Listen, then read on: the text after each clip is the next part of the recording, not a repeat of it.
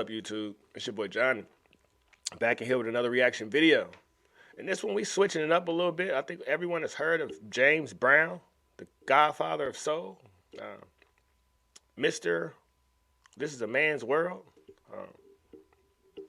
What's another one of his dope songs? I don't know. I can't. I was born in '89. This interview's from '83. Give me some slack. If this is your first time to the channel, welcome. If you could hit the like button for me, and if you also could consider subscribing to the channel. Man, the goal is to reach 1 million subscribers. But if we can reach 100 million subscribers and have 100 million thought-provoking conversation, we kill a lot of narratives that's going around the world. We just spirits encased in human flesh trying to figure out this thing called life. Now, in this James Brown interview, man, we know him as an artist, but I don't know much about him as a man, and I'm sure the world doesn't either. But I want to play this short interview of him speaking and just listen to how intellectual he was and how enlightened he was about society. And there's a few people, man, whether it's James Brown, the Nipsey Hussles, the Young Dolphs of the world, though they put out a lot of art that you can claim to be negative, if you listen to the gems that the man drops, these guys, man, they were trying to let you know how to get out of your situations. So if you like this video, please share the message far and wide. Changed me from Soul Brother No. 1 to Godfather Soul to Mr. Dynamite. Dynamite, I'm a gladiator because I keep on going, you know. So the Vikings now wants to film James Brown. Everybody wants James Brown. Well, you know, James Brown is you. James Brown is you out there. I didn't make James Brown. James Brown is Thank you. God that he gave me the energy to carry out the role. That I was just playing a part for humanity. And I'm still playing a part for humanity. That's my role. And my role has gotten beyond a social thing, because a social thing will remain the same until we change it individually. Catch what he's saying. You know what I mean? Right. And we got to change ourselves individually, you know. You can't expect people to keep changing it for you. That's like getting your food and asking somebody to eat it for you. The same thing you have to do yourself. And I found it out over the 60s, and I gave my heart and everything to it. But when the going got rough, a lot of people, 90% of the politicians, backed up and walked away from me. I had to come back, with God help, another direction. I came back to the country rock clubs, and I come back, and today it's bad, but you'll see 90% non-blacks at my concert. And that's because the blacks sit there and overlooked it. They overlooked it and let themselves got hung up with disco music. It had one change in it. It's not even music. You know, a disco song is when I do one of my songs, and at the very end, we start shouting something at the very end and staying on that one chord, you know? And it's very sickening to know that people have such a great talent and get hung up on such a menial things and not get into music. I got myself, I'm a jazz man. And pay attention to where we are now with the mumble rap. See, Tupac said, pay attention to when the beat becomes more important than the words. Because everything is rhythm. Our whole life is built through discipline, consistency, and the discipline creates the habits. The habits create the hypnotic rhythm of our life. So if I can get you on a negative beat, you don't pay attention to those lyrics and those words that you're consuming, and they're seeping into your subconscious mind. That's why 90%, 97% of the music is derogatory. It's all negative, because I got to keep you in a negative state. I got to keep you operating from your lower self and not your higher self. I started soul music from with the technicalities and the technique of jazz with the feeling of gospel. And I created a thing called soul music. Now I'd go on a change, a minor 7, 6, after a minute or whatever, and I stay on it for 32 bars, which was different from basically what Beethoven, Mozart, Schubert, and Bach, and Strauss, and all those fellows went into. But I let them know that I was independent, I could do what I want. I mean, the laws of music were there telling me not to do it, but they got to remember, I was picking cotton, you understand?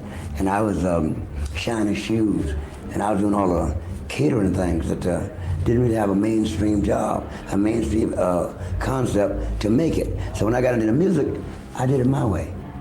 And it came out to set up a precedent in the music world. But I didn't intend for them to stay there. You know, that's like singing Black and Proud today.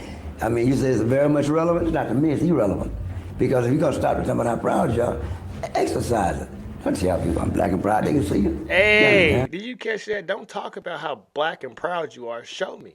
Don't run around saying Black Lives Matter, show me. How do you treat each other? How are you treating your community?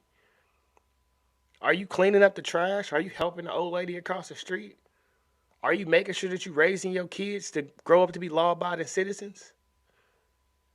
No one else is going to ever take care of you in life. You complain about your communities, but are you raising your children to be the next police force, to be the next group of firefighters? Are you? Are you raising your children to do anything within their community? Or are you only raising them to go off to some college, get a degree, get a job, and complain? Because that's all I see. I don't see anybody really proud to be black. For me, what's proud to be black is raising all 7 of my children, for fixing my mistakes, for getting on good terms with my baby mamas, for calling out my friends who's not raising their children, for criticizing the people who making bad choices, for making sure the young kids ain't walking around with guns and smoking weed, to making sure the young girls ain't getting pregnant. That's proud of being black. That's proud of your community. And it shouldn't be reduced to your community. You should want to be that for the world.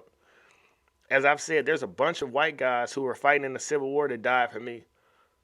The least I could do is walk around and save every child around here that doesn't have his white father or grandfather.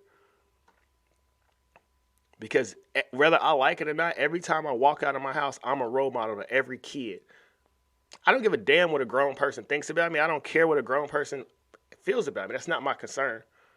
But children need to know that there's hope in their future and they can be anything and accomplish anything. But in order for them to know that, I have to show that, and I have to be proud of who I am and carry myself and conduct myself in the proper manner. Not be out screaming, marching, and burning down stuff in my own neighborhood. And if you don't know what color y'all look in the mirror. I thought it was a setback for me to say it loud and black and proud. But I saw it was needed because we were so far behind. But opening up the door, I get it myself. To me, it's more heavier, you understand? Well, you're talking about different directions. I'm talking about one direction, straight ahead. Tell them. Well, I want to know. Look, if I'm my next birthday, May 3rd, I'll be 50 years old. Look at the way I look, look at the way I act, and you see the way I get on that stage, I didn't take care of business. And I see my son, I got sons, I mean, they really can't even get out of bed, you know, I can't take care of the job. And I just don't understand it. I mean, my oldest son was in my office in back east, and he was like executive vice president, okay? And knowing later on he's gonna be president, chairman, everything, because it really was for my family. And I couldn't never get that cat to open his own office. Mm-hmm. You know, what you gonna do for yourself? Now, he can't pick it because his dad had put him there. See, so we don't need all that other stuff. We still marching and wearing our shoes out. Tell him. You know, you should save that money for something else. Tell him. Do what you gotta do and do it. All that other stuff is it's obsolete. And I'm not gonna go out there and do all that stuff that the king and them did in 6 days, you know? Yeah. I don't. I mean, I love King. I think one of the greatest men ever lived, you know. Hey. But I took the second step. I don't want to live on my knees. Tell them. You know, I was down on my feet. Hey. You see? So I went to the next step. I loved the man. You understand? He did it the way he had to do it because he did a gun day. He did another way of doing it. But I didn't ask y'all to do it that way. So I led it another way. And then you should keep it going. But it goes with integrity. But when I walk out on that stage tonight and see if it's 2,000 people out there, and I see 1,900 of them that's not black, what were we talking about in the first place? Right. You understand me? It's about your soul. And you know what? It's about the Dr. soul. Detroit proves it. I'm a doctor on your soul while you get your head together. Yeah. Hey, but think about this, though. When they asked Lil Wayne about Black Lives Matter, what did Lil Wayne say? When I look out in the audience, I see a bunch of white faces. Anybody who puts art out to the world understands America isn't as racist as it seems.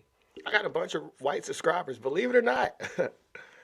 People just like art. They like to be entertained. They like what's different. They like what's new.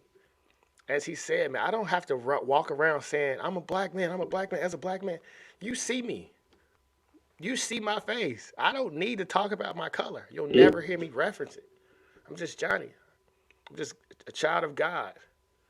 It's so disheartening when people want to throw that in their face. What are you trying to do, separate us more? You don't hear people say, as a white man, well, as a straight white man, well, as a Christian white guy, I feel. You know, you only hear that about other people. Your sexuality, your skin color, are you a good person? What's your soul like? Are you walking with God or with the devil? Let me know. But I just thought that clip was enlightening because that's in 1983. As that man said, I respect Martin Luther King for everything he did, but that time is over. That's done. I'm not begging for nothing. If you got to shoot me, but I'm a man. I will die as a man. I do not believe in begging for freedom. You can't ask for nothing as a man. You take what you want and you deal with the consequences. Hey, that's how I was raised, and I'm sure it's a lot of people in the comments could let me know they was raised the same way. We're tired of this division. We're tired of this Marxist takeover, and we time to fight fire with fire, baby. You know, the sword is powerful. I agree, the gun is powerful, but what they don't want the average person to realize is how powerful the brain is. Man, enlighten yourself. Read these books, because the way I think now, man, I'm light years ahead of the average person. Because I see what's happening. I'm so disconnected from the matrix. Third eye is wide open. I didn't overdose on red pills.